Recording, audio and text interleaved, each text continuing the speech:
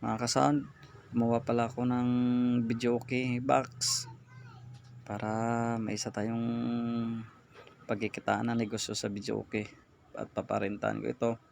So ito, na cutting ko na siya, install ko na lang, at first time ko itong gumawa ng video okay.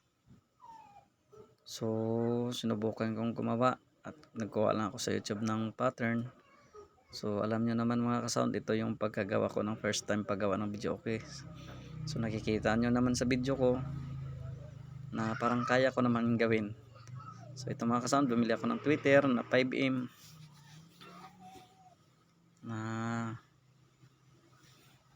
150 watts yata yun. Tsaka itong metal dome na tweeter dalawa. Tsaka itong mga push button. Tsaka itong player natin na D799 muna yung binili ko. Yun.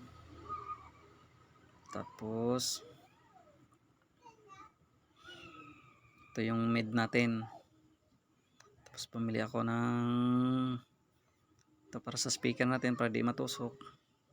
Tapos ito yung sa Twitter ko, ilalagay ko yung 300 watts na Broadway. Tapos ito yung sa gilid natin, sa gilid ng video okay natin. So ayun na mga ka-sound, na ano ko na, may cover na siya, binilan ko na siya ng cover.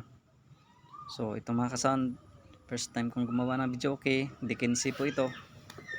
So maganda naman yung resulta pagka gawa ko ng video okay mga sound, first time kong gumawa. So yun naman mga ka-sound,